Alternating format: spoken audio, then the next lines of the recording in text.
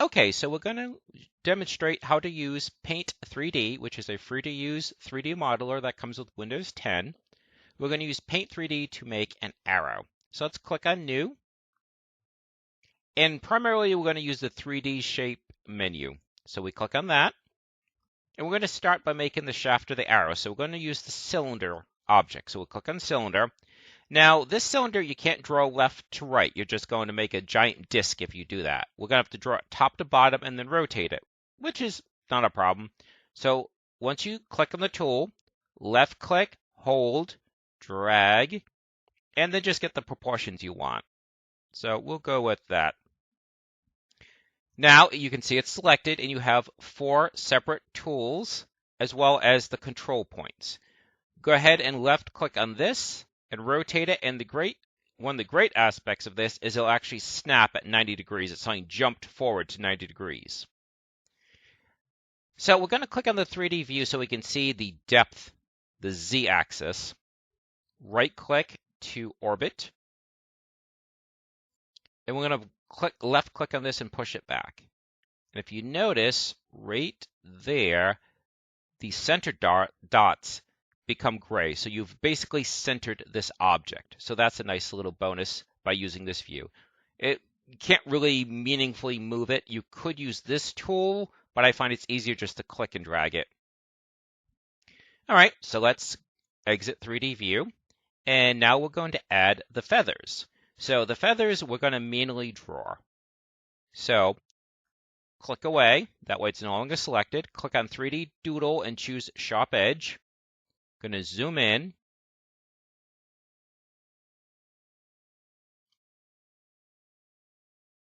And we're going to just left click once.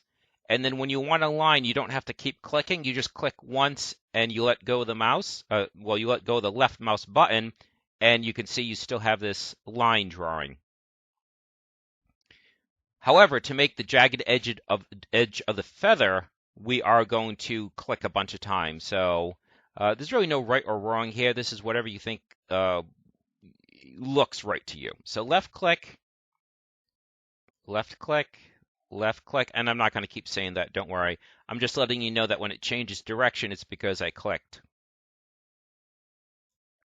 And this might look a little bit too big to make it look like a feather or feathers, but keep in mind you are really zoomed up close to this. If you're using this as a 3D model in a video game, it's not going to be nearly as close. In fact, you have to be careful that you don't underemphasize. In other words, if you make the change too small, it may not even be noticeable in the game, if that's what you're going to use it for. All right, and so we come down to the arrow, click there, and click there. All right, so let's switch back to 3D view. You can see that A, it's really deep. B, it's not lined up. So let's move this over, zoom in with the scroll wheel.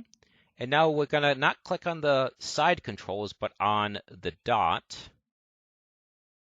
and shrink this. Left click to move it.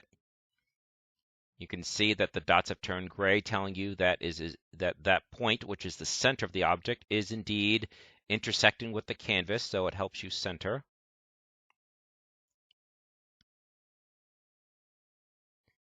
And we'll just line that up with the edge of the arrow. Well, at least that lined up the top edge. All right. Now, in the previous video, I showed you how to select a color beforehand before you draw. Fortunately, if you forget to do that, you can easily edit the color. So this object is selected. If you click on Edit Color, you can just choose a color, black. Now what we're going to do is, rather than reinventing the wheel or reinventing the feather, we're just going to copy and rotate this. So we'll go back to 3D view, right-click, rotate around. And it's a good thing to do this too, to make sure it looks right from all sides. And honestly, this doesn't quite look centered, despite what it told us. I'm going to slide that over a little bit. I think I might have changed the size in there. All right, so what we're going to do, we're going to copy, paste, and you saw like the pulse when it pasted. Click on this tool up here to rotate. That snaps at 90, but we're just going to do 3 feathers, so we're going to do like right here and line that up. Right click, see how that looks. You can see the outline of the object is there, but you only see black to here, so it's slightly embedded, which is fine. You don't want it to float above the surface. Zoom out a little bit with the scroll wheel. And so now we're just going to copy that and put it on the other side.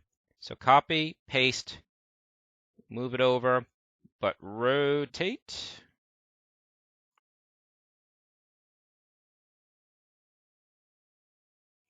See how that looks.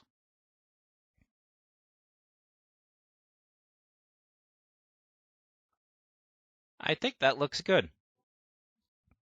Again, not high-end or anything, but as we said in the first video, this is really about placeholder graphics or more stylized graphics rather than photorealistic. Okay, so next we're going to add the arrowhead. You could just say click on either the cone or the pyramid, draw it and then rotate it. But I don't think that's a little bit too simple, and I'm really not teaching you anything just by doing that. So we'll start with that, but then we'll build on it. So let's take the cone.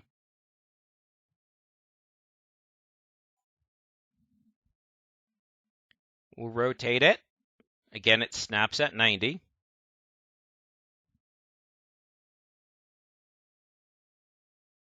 Let's go to, well, we're already 3D view.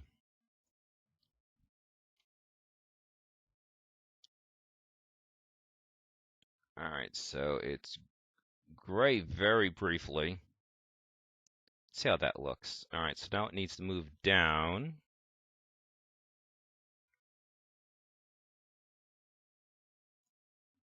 See how that looks.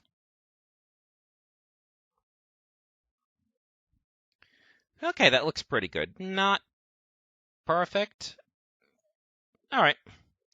So like I said, you could just do that and call it a day, but let's make it a little bit more complex. So what we're going to do is you have an arrowhead, but let's like put some sharp blades on it. So let's go, so just click away. We'll go back to 3D Doodle. And what we'll do is we're going to click towards the tip and do this. We want it to have a little bit of thickness, so click there. So again, every time it changes directions, that means that I clicked. And then we'll have this like merge with the arrow. The arrowhead, I should say. Now, obviously, that's huge and looks totally wrong for a couple reasons, and one, it has to do with the positioning. So, shrink it a lot. Slide it in. Slide it towards. Shrink some more.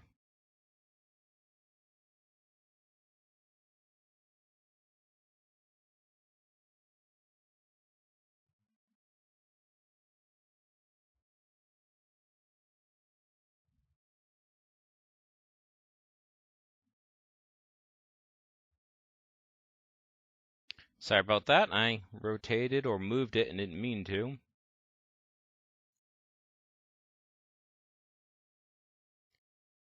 To undo. Unfortunately, for some reason, undo undoes an awful lot, and I'm not quite sure why.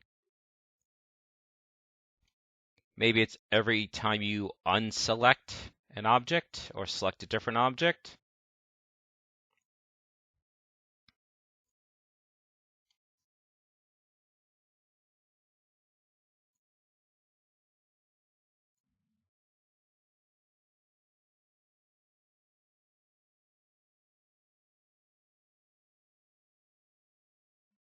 Okay.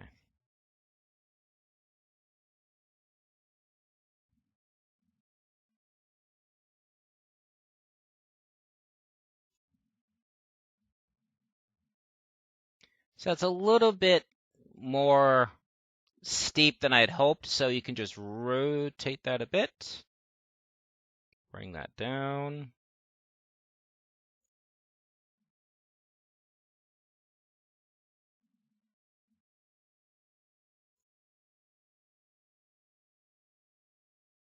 I think that looks okay.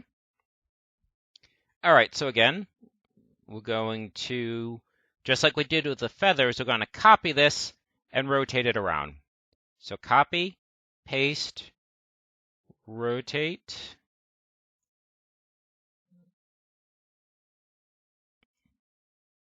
Copy, paste, rotate.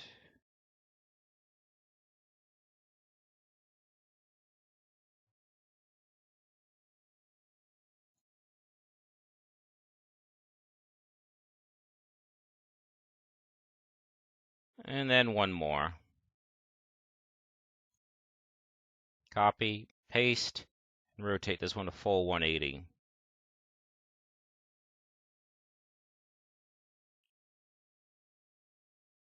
There we go. So it makes it a little bit more complex to look at. And now what we're going to do is we're going to change the color. So just going to click on them individually, edit color, choose like silver, silver. And in this particular case, I really wanted to, since it's such a light color, you want to do it after the fact because it'd be really hard to see the silver color against the grid backdrop. All right. So I think we are just about done. You could go even further, like maybe try to draw a frame between the points, but I don't want to beleaguer the issue. I think we've done a good job here giving you the basics. So what we're going to do now is we go to Menu. We're going to export the object, 3D FBX, and we'll call this Arrow 0407. I tried one earlier. Save. Yes, we're going to overwrite it. Make sure you save the project as a whole as well. Arrow 0407.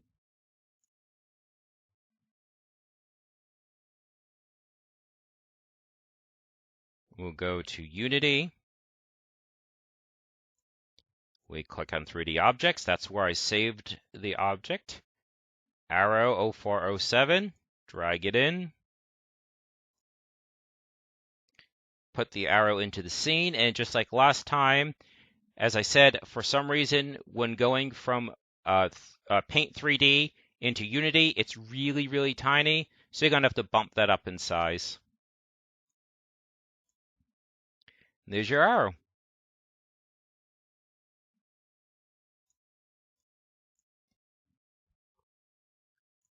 Again, it's not meant to look extraordinary, but now you can use it to your heart's content. You don't have to worry about does someone have ownership or a claim to this.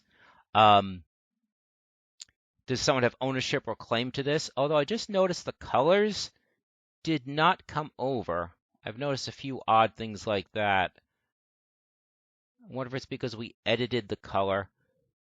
Because the tree was fine. See how the tree was brown and green? So I'll have to look into that. But the good news is that's easy enough to fix. If you're using this in Unity, just right-click, create material, and we can call this feather. Click on the color next to albedo, and just choose black. And you just drag and drop it. So combine Unity and Paint 3D.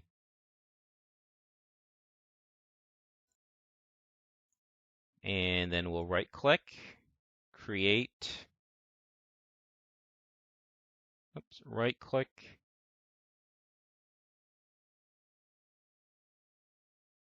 material, and then we'll call this arrowhead.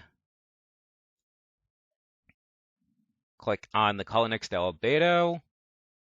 We're going to choose like a silver color. We're also going to choose with the metallic slider. And you can either make this glossy or bring it down and make it more rough. We'll just leave it like that because there's not enough things really around it to reflect. So we'll do that. And then again, it's just drag and drop. And there you go. So it's good to be able to think on your feet that if something fails, have a backup plan. So in this case, for whatever reason, the colors didn't come over. But again, you have an arrow that you can use to your heart's content. Again, placeholder more than likely, or if you're doing kind of a cartoonish or stylized game. All right, there we go. So that should do it for this one.